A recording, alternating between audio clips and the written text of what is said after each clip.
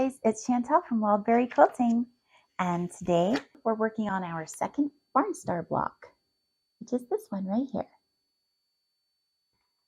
And we need to gather these 6 fabrics. Yes, one of which is white, so 5. Okay, now in order of what is listed here, this is going to be in place of my raspberry fabric. And it is Orchard by April Rosenthal. I've got this for my gold fabric, and it is Lori Holt from Riley Blake. For the raspberry print, which is the 3rd fabric after white, I've got this, which is from Ruby Star Society, and it is called Brushed by Sarah Watts.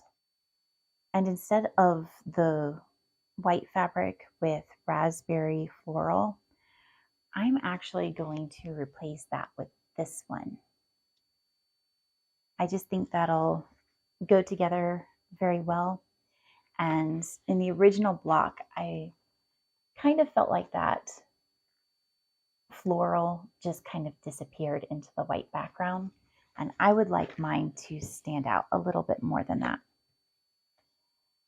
And then we have a gold floral, which I am simply going to use a solid for, this kind of goldish mustardy solid. Really, I think the other one I picked for gold might be a little bit more mustard. No, this is mustard. All together, these are my fabrics. Let's get started.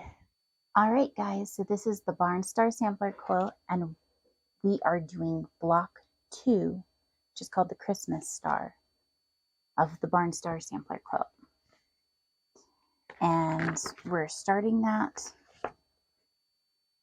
by sewing together pieces A and B as half square triangles. And they are going to be 2 at a time, half square triangles. Let's get started. Got my A and B pieces right here.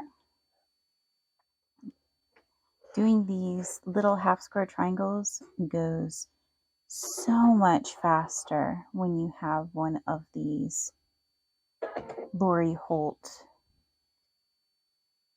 Seems So Easy guides, because you can just line it right up and do it. I was using the tape before, that washi tape that has the lines on it, but I was running into trouble with trying to line it up precisely. It seemed like no matter how careful I was trying to line it up, it wasn't as precise as I wanted it to be. So I decided to just go ahead and get one of these. Pretty much the reason why I had started with the other one instead was because I got it in one of my quilty boxes. So I figured try what I've got. And I didn't think it would be necessary to have both of them, which is not. But I definitely find, whew, I cut that kind of funky, didn't I? I'm just going to turn that to the side and trim it off when I go to trim up my blocks. It should be fine because it's the entire square there. It's just got a little bit of extra on it. Back to what I was saying. It's not necessary to have both. It's just that I think this seems to work a little bit easier. I'll say that the one downside is that if you have a drop-in bobbin,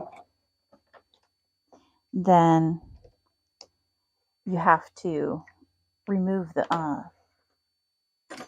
the guide every time you go to do the bobbin, which is a little bit of a hassle, and nobody likes having to go through all of that.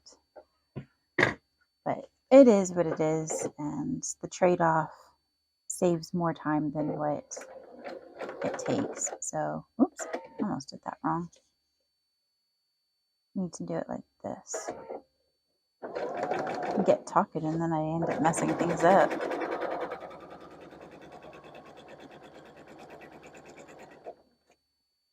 But I do like it. I do like this. And I wouldn't have ever bought this if it hadn't been for first trying the other one. So, and I could see that I did see the value in the other one. I could think that it sped things up for me rather than having to mark each triangle individually, which is what I was doing before. It's nice to not have to mark. Just kind of saves a step. And it's kind of a tedious step too, because sometimes you just want to get to sewing and you don't want to have to sit there and spend extra time at the cutting mat to draw little lines on everything. Okay, so the next thing that we're doing here is we are attaching the D blocks and the C blocks. And C we're going to sew at an angle. So it's like we're snowballing the D blocks using C. C blocks and D blocks. And we're going to be putting them together like this, and then sewing at an angle like this.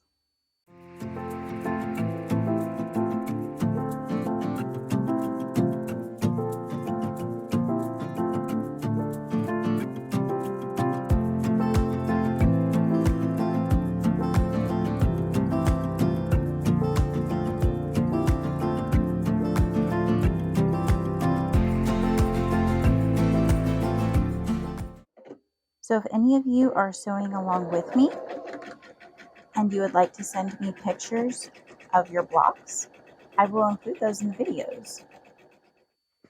Just find my email address in the description box and I will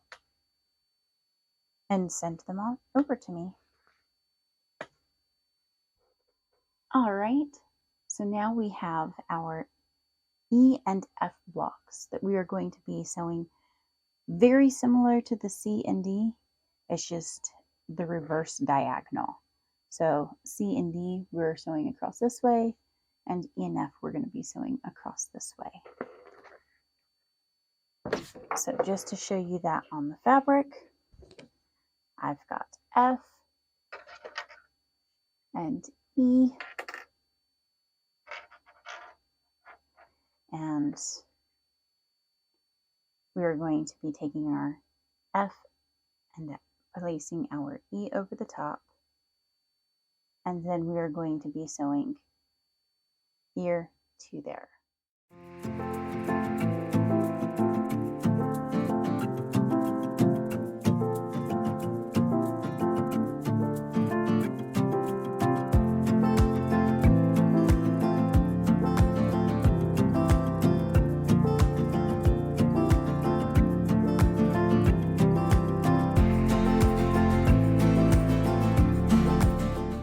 Okay guys, so now we are on to step 4, which is attaching F and G. So I've got my F blocks and my G blocks. And the way that we're going to attach these is like this. And we are going to sew from this corner down to this corner. Oops, and I should probably put a leader in there first.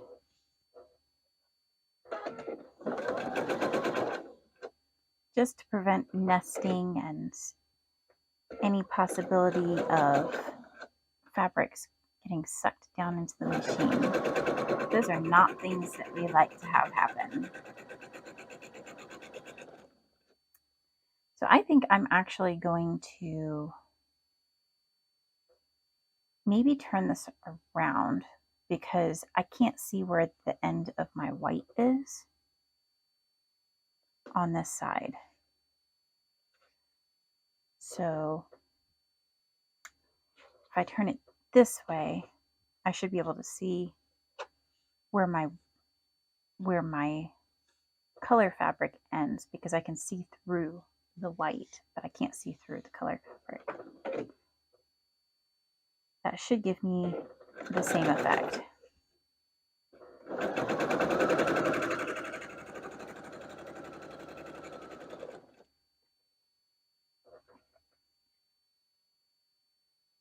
And I'm still going to lay it out the same way initially. I'm just going to turn it over like this so that I can see where to go.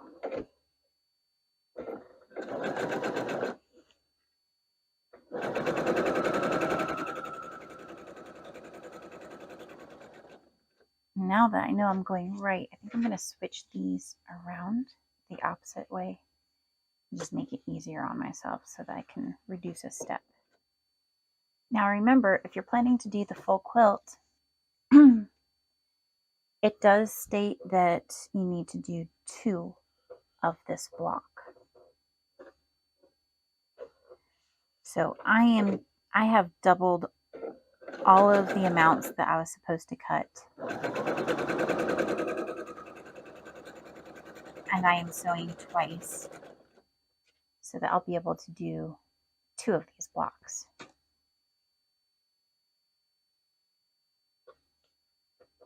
Oops, don't want to turn it that way.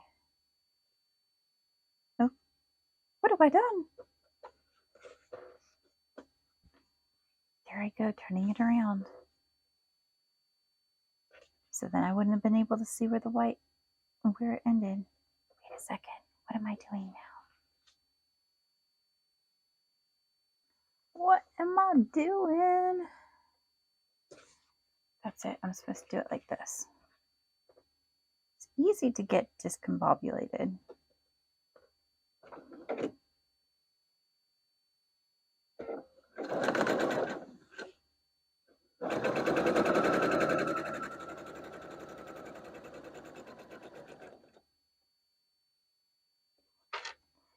And the last one.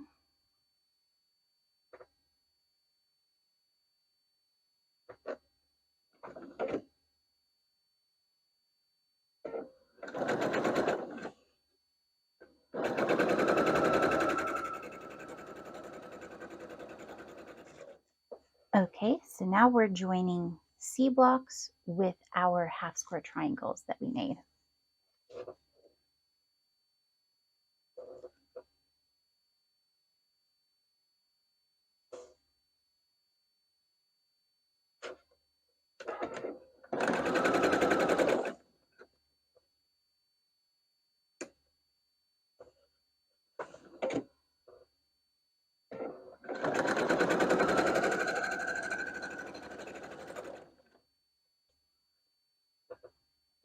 So I haven't read any books recently. I was waiting to try to order a good hardcover copy of Dracula. I recently read, well, not recently, last year, last fall, I read Dracula, which was by Bram Stoker's great grandnephew or something like that. And it was basically written to be kind of like a prequel to Dracula. And somehow reading the actual classic has eluded me, and I have not done that yet. So now that I have read the prequel, I would really like to read the actual, real, classic Dracula by Bram Stoker.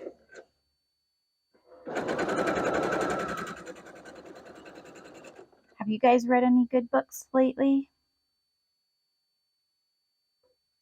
What kind of books do you like to read? I enjoy scary and mysteries, but probably my favorite kind of book are stranger than fiction books. I really enjoy a book that's about crazy cryptid type creatures and stuff like that. Sightings of things like Nessie or Bigfoot or Dogman or anything like that. I just really enjoy those kinds of stories. It's kind of like real life horror, but monster horror, not thriller horror. I don't enjoy that.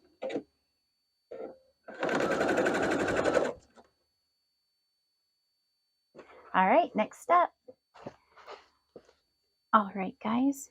So now we're going to be sewing together these two blocks right here.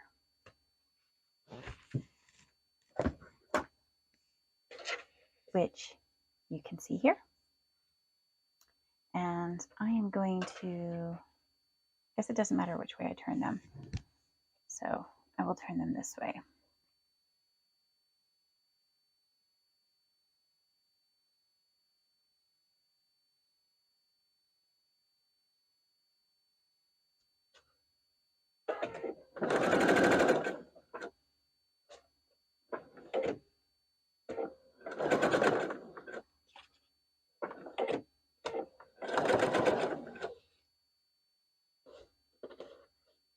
If you ever have your fabric not want to go in underneath the needle like that, if you're using a leader or you have another fabric in there, you can just give it a slight, gentle coaxing on the back there to help usher it along.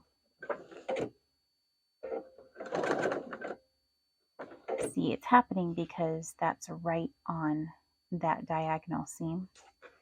So I usually like to have those be at the end, but for these particular pieces that I'm sewing together, they have them on both sides. So either I'm going to have this side under first, or I'm going to have this side under first. So it does not really matter. The only thing that might make a difference is that you are approaching it with your needle this way and it's turned in this direction. Whereas if you were approaching it this way, it would be coming like this. So that if you're having an issue, you can always give it a try coming from the other direction and see if that will help you. Let's give it a try.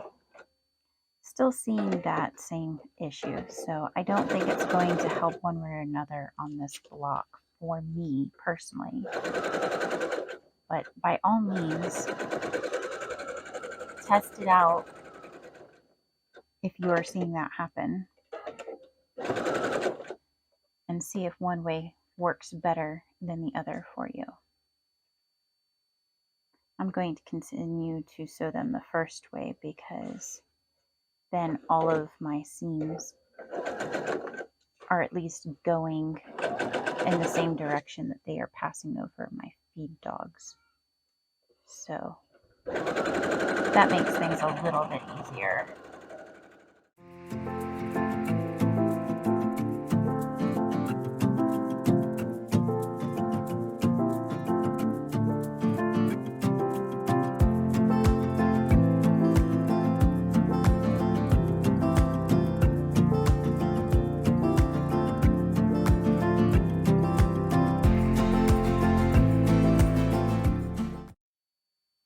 All right, so now we've got these joined, so we are going to be joining this piece along here. And you can see I have that laid out like this. And I'm just going to grab my pieces and attach them.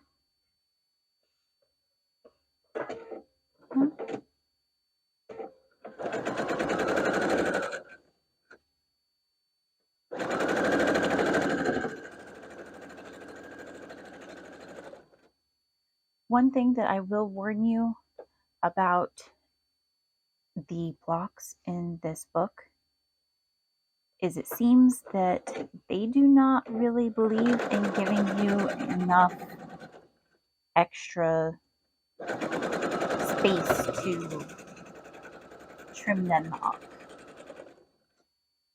They are the type that are of the mindset that they're just going to tell you the exact right size to make the block, and everything had better come together. So bear that in mind and make sure you're sewing with a scant 1/4 inch.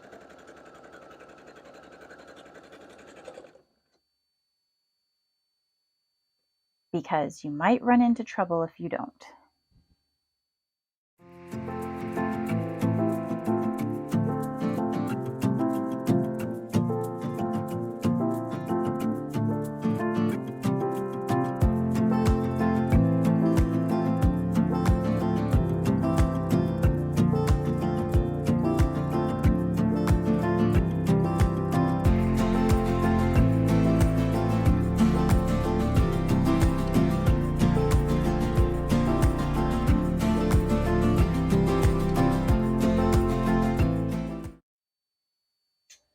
All right, guys, so for this portion, we are going to be sewing together. We've already sewn these blocks together.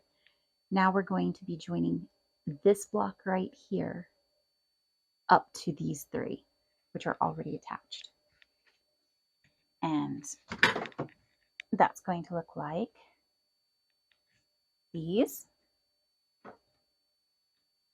and this being attached like this at the bottom. So let's get started.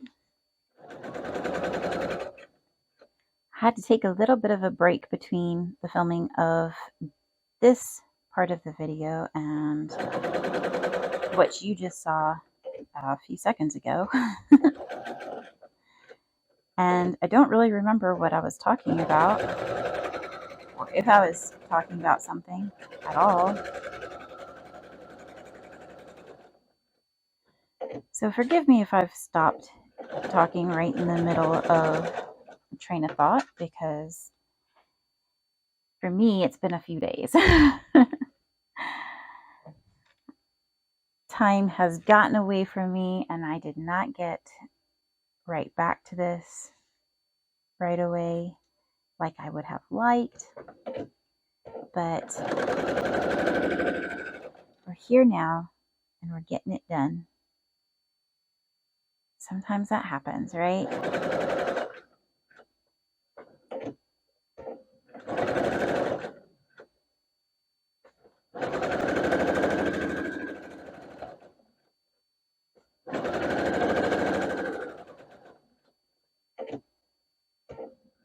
I am really quite excited about the quilt kit that I recently got. And you guys have probably already seen that video at this point. If not, then it should already be up. So feel free to watch that and you'll see exactly what I'm talking about. I'm very excited to get that started though. I just love how it looks, and I am very happy to be able to make my husband a quilt that he's going to love. That means a lot to me, and hopefully it'll mean a lot to him too. Sometimes I feel like I don't make him enough things. I make the kids tons of stuff, and I make myself things here and there, but he seems to kind of get the short end of the stick, and I really dislike giving him the short end of the stick because he deserves better than that.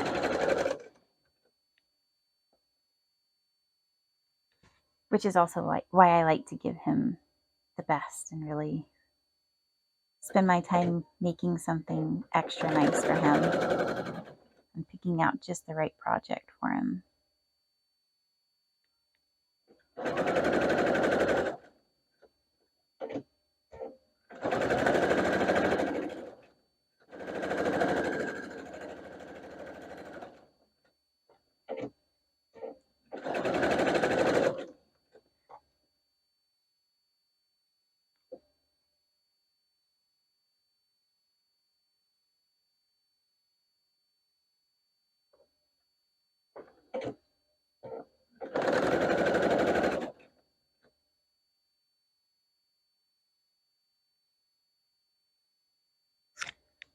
So I recently had a very big meeting over Zoom with a company, and it's a company that I have bought from for years and that I really just it's a family-owned business, and they have the best customer service. They're so nice. And they were wanting me to join up with them and do some tutorials for for some projects using some of their fabrics. And I was just really, really excited to do that for a company that I really believe in, that I like. To me, I think that's a win-win for all of us, because it's a win for me to be able to work with a company that I like and I believe in, and it's a win for you guys because I get to share a company that I know is good, that you guys will, it'll take care of you guys, because I don't want to be sharing information about some company that's just going to take your money and leave you high and dry. That is not something I'm at all interested in doing, or a company that has subpar products. I don't want my name associated with that.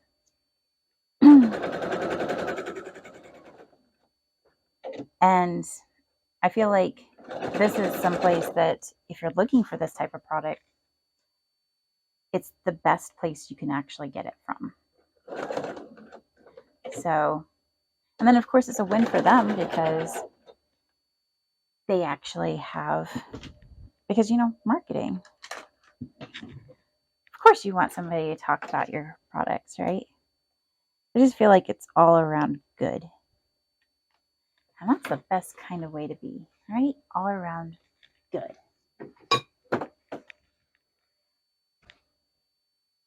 Do you have one of these little tools? I have this one, which is by the Gypsy Quilter, and I think it's great. It goes really quickly through separating these blocks that I've chain pieced. But I kind of wonder if the smaller one that's kind of snowflake shaped would be better, because you can actually take your old rotary cutter blades and attach them inside as the blade. And this one is just a razor blade. I don't know how easy it is to replace, but I know that right out of the box, mine kind of had a dead spot right here, which I don't love.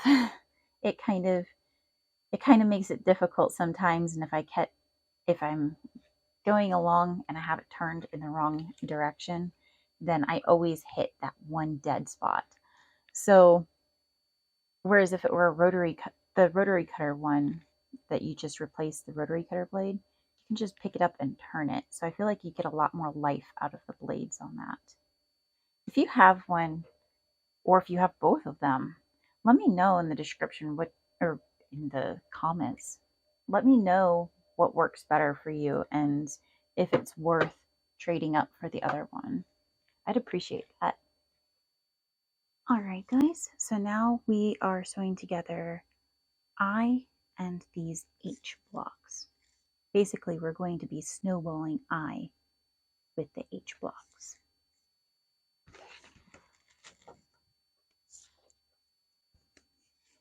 So I've got H and I right here. And you know what? Let me do it this way.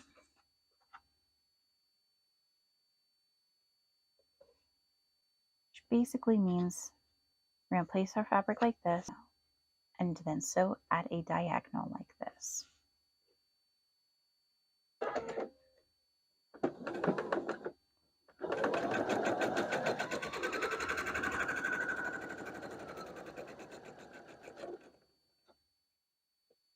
So I was thinking about it and I realized that the last book I read was actually the Nahanni Valley book. And then I remembered why it's been so long since I read something, since I read a book.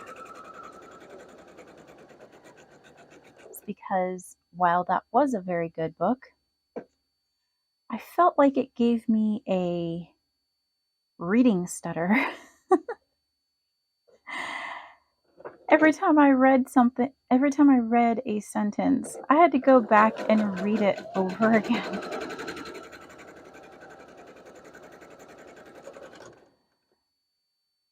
It just, oh my goodness. It was difficult. It took me much longer to get through than it should have. And it was mainly because the author was so overly specific in their description of locations.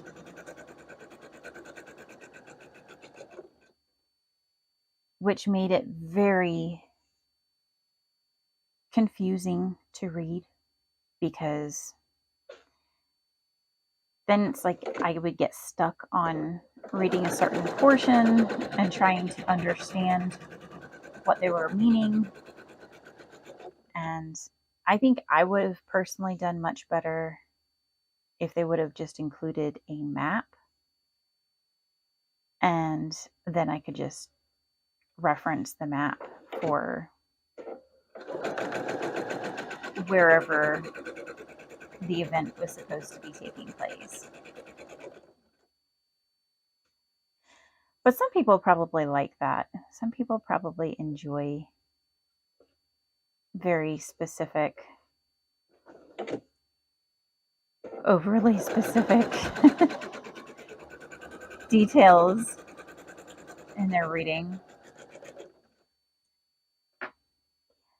But I felt like I needed to give my brain, a chance to recover so that I wasn't stumbling and stutter reading, whatever you want to call it, through the next book that I read. Because that really isn't fun, having to reread every sentence in a book twice. And by the end of reading that book, it became more so a habit than it did a necessity. Because by the end, there wasn't as much about locations. It was just, then I was so used to doing it that way that's how I felt like I needed to. I'm going to go back through and sew a second line so that I can have my bonus half square triangles. If you're doing that, this is one of the blocks that you want to do it to. You also should have done that earlier in the video to the other blocks. All right, we're doing the same thing that we just did with the last block. Again, I think I called it snowballing last time, but really it's just making flying geese. So, but I'm so used to these sampler blocks having snowballing that now I want to call it snowballing, even though it's flying geese. I think before I was saying giant flying geese for things that were snowballing. I don't know, it's almost interchangeable a little bit, but not really, because it's definitely a very different look that you are getting. But I'm sure I'm not the only one who has done that.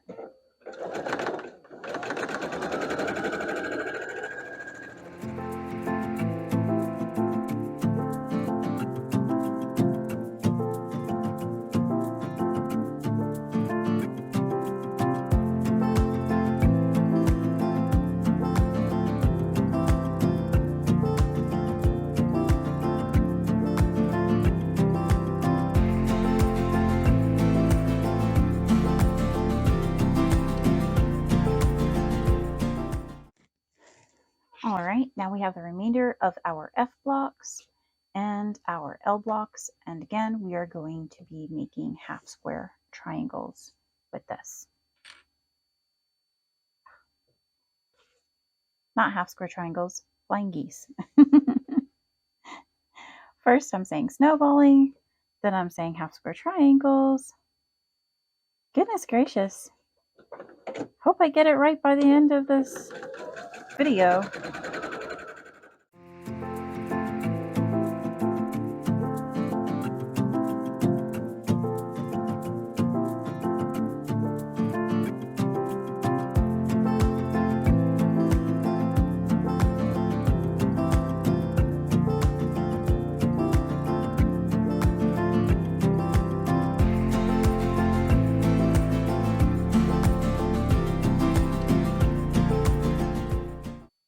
All right, so I've got half of my flying geese done. I'm just going to go back through and finish adding the other side of the flying geese.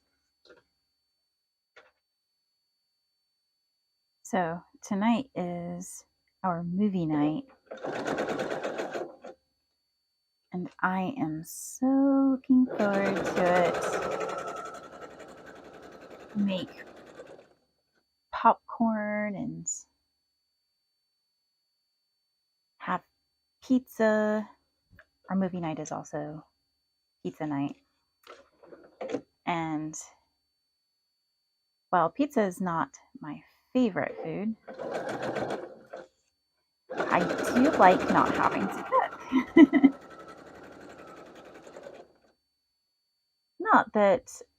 Not that there's anything wrong with cooking. Sometimes I enjoy it.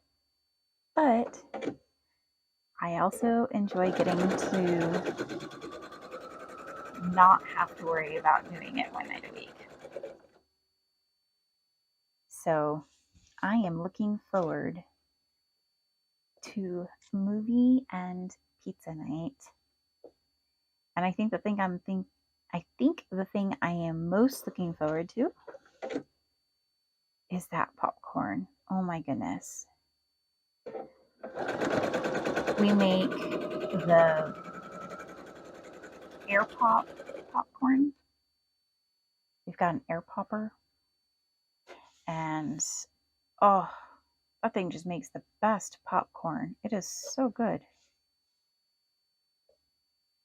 Apparently I put these blocks on the other side.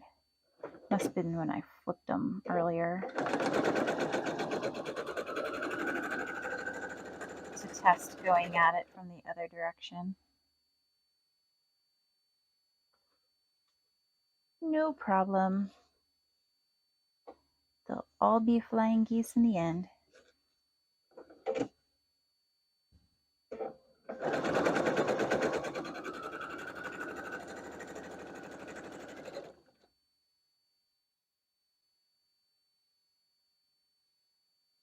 So do you guys have a movie night that you do? Or maybe a family game night? I think that would be a lot of fun to do a family game night. The main problem for us with doing family game night is that there are not very many games that let you play with a very large amount of players. And we need something that we can play with a lot of people, or else kids are going to feel left out. That's not fun.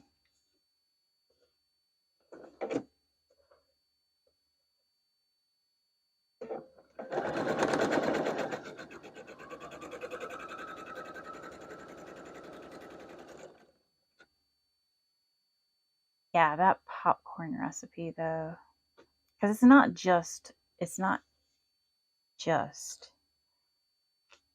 the fact that it's air popped.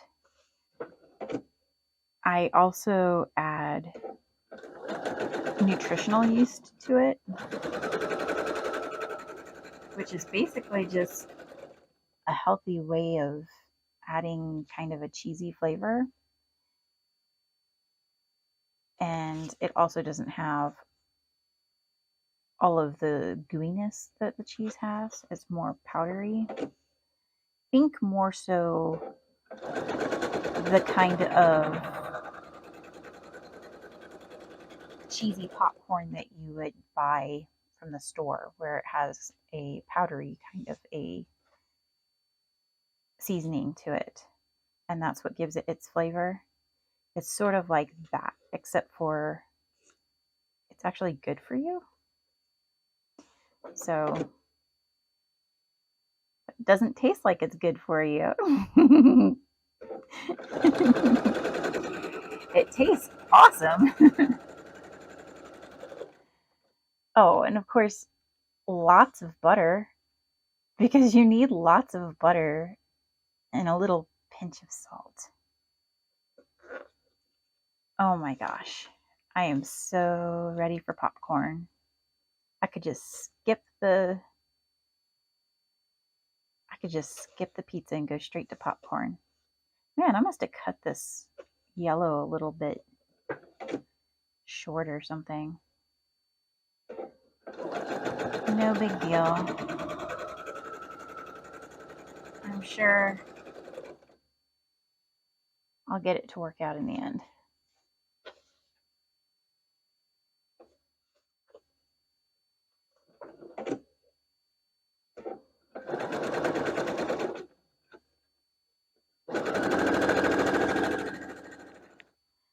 Okay, guys, so now we are on to this step. We have these already completed. We are going to be joining them together, just like this. Okay, so that's going to look like this as we join it together.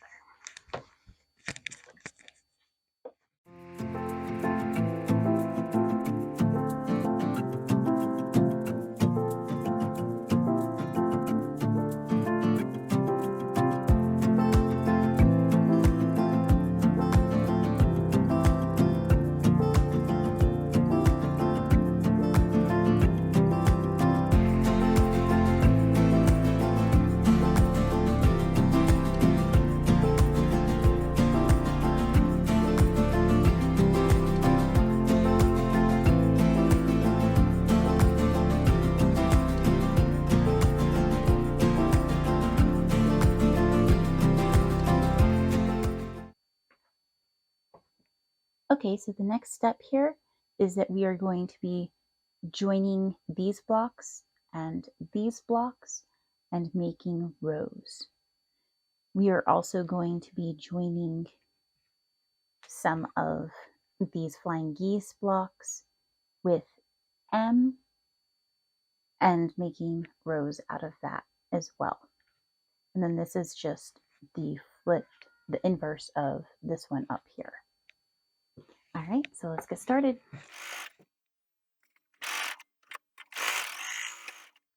Now, one thing I'd like to warn you about is if you normally iron instead of press, the flying geese blocks joined together are a place where you can really end up with some distortion. I can normally get by just fine with ironing instead of pressing, but as you can see, I did end up with a bit of distortion here because of it. So once I noticed that, I switched up and I started pressing instead of ironing, but it is definitely something to be cautious of, and I highly recommend to, at least in this instance, be good, listen to the quilting police, and press rather than iron. That is probably one of the only instances I'm going to ever tell you to do so, because I am a bit naughty and I do tend to iron over pressing. But shh, don't tell anyone. Don't send the quilting police after me. I definitely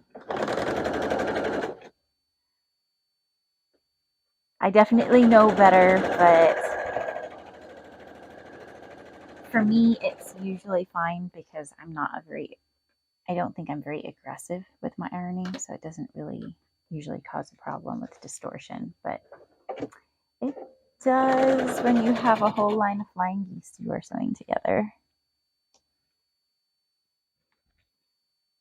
Ooh, this is looking so pretty. It's coming together so nicely. Let's see, like that.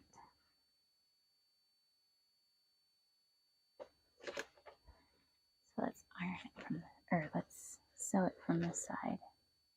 Got ironing on the brain now.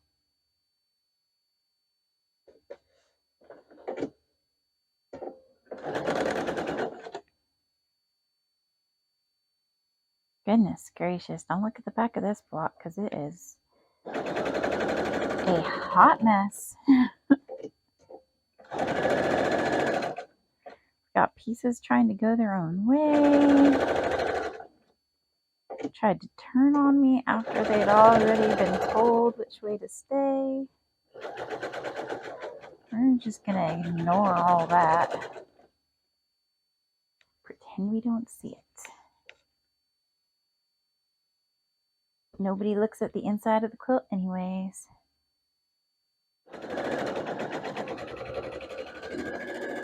So you guys could really help me out here, because sometimes I struggle with knowing how much of the actual sewing to show and how much might just make things boring. Do you want to see more or less of the actual sewing process? Do you want me to just speed that up like I've done in quite a few of the videos?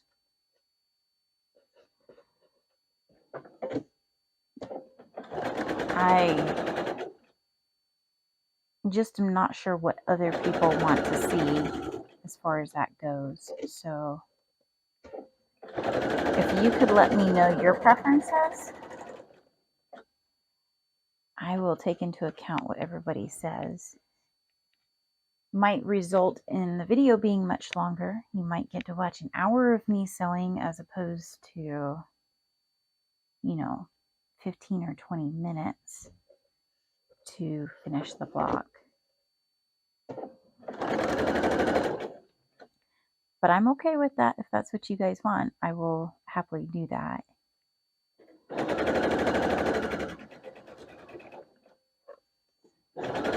But if you guys just want to get to the point and want me to speed through things, I'm okay with that too.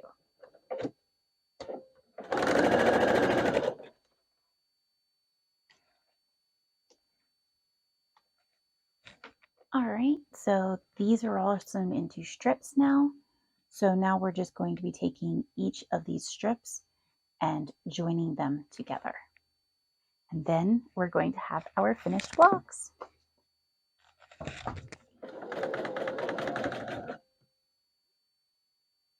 Now remember to grab each of the areas where your block meets up. Remember, we started with 3 blocks on each of these strips, so find those blocks and join them up so that they nest, and if you pinch them together, then they will meet up nicely as you sew. So that's what I'm doing. I am just pinching them together with my other fingers and making sure that they feed through evenly to where they will nest together nicely. And that will make a really big difference in your finished blocks with how things line up on the front. It'll make it look like everything is perfectly lined up, or at least it'll make those important pieces, because those areas really tend to draw the eye more when they are not aligned. So you can get away with quite a bit on other parts of the block. But those main pieces will really draw the line, will really draw the eye, I should say, if they are not meeting up properly.